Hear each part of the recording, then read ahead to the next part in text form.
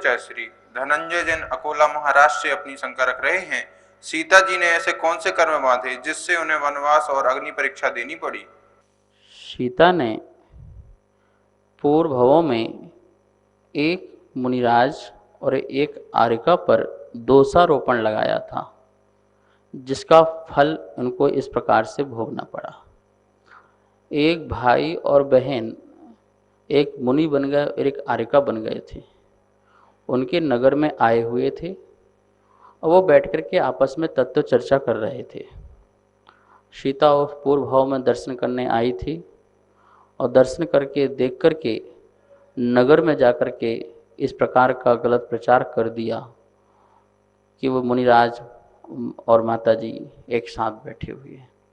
इस प्रकार से उन पर दोषारोपण लगाया, अर्थात उनकी निंदा करी, जिसका जो फल उनको सीता की पर्याय में प्राप्त हुआ कि एक धोबी ने भी उन पर आरोप लगाया कि जो रावण के यहाँ पर रह के आई है वो शुद्ध कैसे होगी, वो शुद्ध नहीं हो सकती है। तो फिर उन्हें इस प्रकार की राम ने अग्नि परीक्षा ली कि यदि सीता शुद्ध है तो अग्नि में जलेगी नहीं।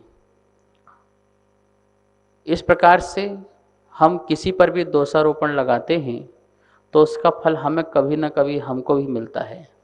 आप पर कितनी बुराइयां होती हैं, आप पर लोग कितना दोषारोपण करते हैं, इसका मतलब है आपने भी पूर्व भाव में किसी न किसी प्रकार से किसी का बुरा चाहा होगा, बुरा किया होगा, तो उसका फल प्राप्त हुआ।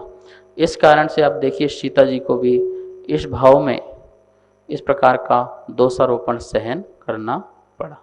नमोस्तु आचार्य श्री किरण जैन चंद्र कुमार जैन बड़ा मलहरा छतरपुर से अपनी शंका रख रहे हैं। घातकी खंड के भरत क्षेत्र का विस्तार कितना है? घातकी खंड के भरत क्षेत्र का विस्तार जितना कि भरत क्षेत्र जम्बूद्वीप के भरत क्षेत्र का विस्तार है, उतना ही धाती खंड के क्षेत्र का विस्तार है। भरत क्षेत्र का जम्बूद्वीप के भरत क्षेत्र का जैसे 526 6/19 जो है वो विस्तार है, उतना ही विस्तार जो है धातकी खंड के भरत क्षेत्र का भी होता है। नमोस्तु आचार्य श्री डॉक्टर मगन जैन आष्टा मध्य प्रदेश से अपनी शंका रख रहे हैं। स्वमुख और परमुख में क्या अंतर है? स्वमुख कर्म उदय योग प्रगति और परमुख उदय योग कर्म प्रगति, ये दो प्रकार की कर्म प्रगतियाँ।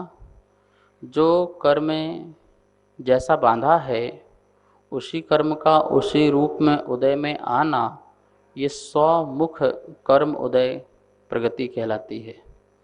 और कुछ ऐसी हैं जो अपने स्वमुख से नहीं आती हैं, अर्थात वो दूसरे परमुख रूप से उदय में आती हैं।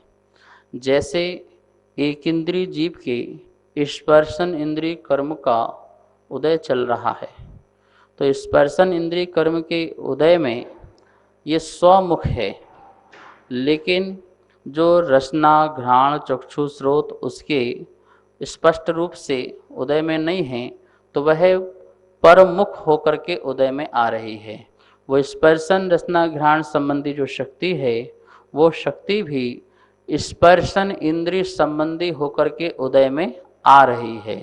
तो वह स्वमुख से न आकर के परमुख से उदय में आती है।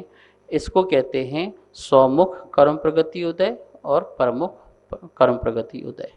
नमोस्तु आचार्य श्री ऋतु जैन नीलम बस सर्विस पहाड़ी धीरज, जो कि गुरुवर के प्रति हमेशा समर्पित रहती हैं और हमेशा गुरु सेवा में संलग्न रहती हैं, इनकी शंका आई हुई है, आत्मा शरीर को क्यों पकड़ कर रखती है? आत्मा और शरीर का अनादिकाल से संबंध है और आत्मा अपने स्वभाव को भूल करके यह जब विभाव रूप होती है, पर पदार्थ में राग द्वेष मोह आदि करती है, तो यह इस शरीर से फिर छूटना नहीं चाहती है। जिस शरीर में जाती है, जिस अवस्था में जिस पर्याय में जाती है, वह उसी अवस्था रूप परिणमन करके अर्थात उसी में तन्मय होकर के रहना चाहती है। यह शरीर हमको नहीं पकड़ता है, हम ही इस शरीर को पकड़ते हैं अपने राग द्वेष और मोह से। यह मेरा है ऐसा जो भाव, संसार में जो इच्छाएं हैं, जो हमारी वासनाएं हैं, यह वासना ही हमारा बार बार पुनः पुनः जन्म का कारण है। हमें कोई जन्म नहीं देता है, हम अपनी मर्जी से जन्म लेते हैं, क्योंकि हमारी जो आगामी सुखों की भोगों की जो इच्छाएं हैं वो पुनः पुनः हमारा संसार बंधन बनाती हैं। तो ये आत्मा जो है इस प्रकार से शरीर को पकड़े हुए है कि अपने मोह राग द्वेष के कारण यदि वो छोड़ देती है तो नियम से ये शरीर भी छूट जाएगा। नमोस्तु आचार्य श्री। अपेक्षा विनोद जैन कारंजा लाड महाराष्ट्र से अपनी शंका रख रहे हैं। लोग पद्मावती क्षेत्रपाल आदि को संसारिक अभिलाषा रखकर पूछते हैं, तो क्या यह कहाँ तक योग्य है, यह मिथ्यात नहीं है? देखिए, भगवान की जो यक्ष यक्षिणी होती हैं उनसे हम जो प्रकार की अभिलाषा रखते हैं संसार की, वो अभिलाषाएं हम वीतराग भगवान से नहीं रख सकते। वीतराग भगवान से हम तो मोक्ष की भावनाएं भाते हैं, ठीक है ना। वो बात अलग है, वीतराग भगवान की पूजा करने से हमें संसार सुख की प्राप्ति भी हो ही जाती है।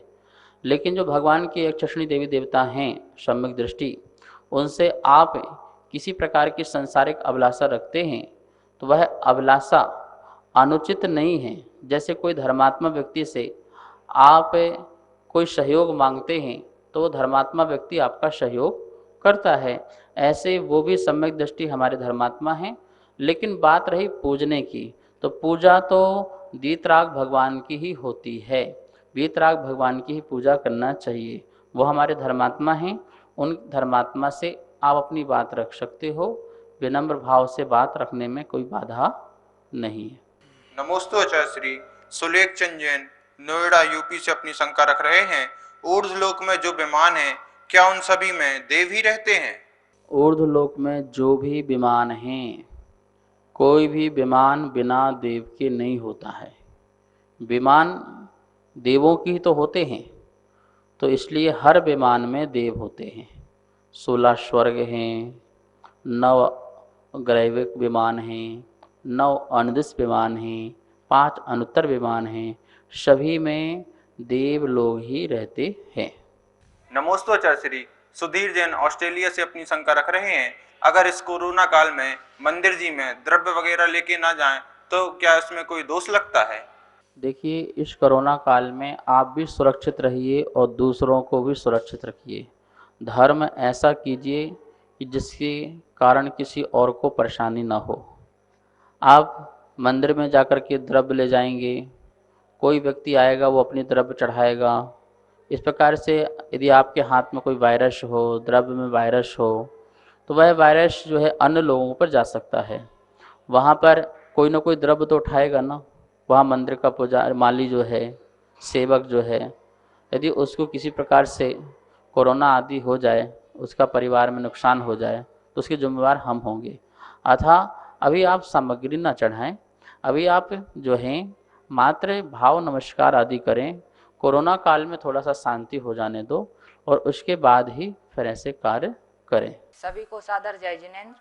हमारे पास तत्वार्थ सूत्र के प्रथम अध्याय की पुस्तक छपकर आ चुकी है, जिसमें चित्रों और स्लाइडों के माध्यम से सरलीकरण करके अर्थ समझाया हुआ है, जो आचार्य श्री के श्रीमुख से समझाया गया है। और जो भी महानुभाव इस तत्वार्थ सूत्र की प्रथम अध्याय की पुस्तक को मंगवाना चाहते हैं एवं द्वितीय एवं तृतीय अध्याय की पुस्तकों को छपवाना चाहते हैं, वो नीचे दिए गए नंबर पर संपर्क करें। एवं जो भी पुण्यार्जक बनना चाहते हैं वो भी नीचे दिए गए नंबरों पर संपर्क करें। धन्यवाद। जय जिनेन्द्र।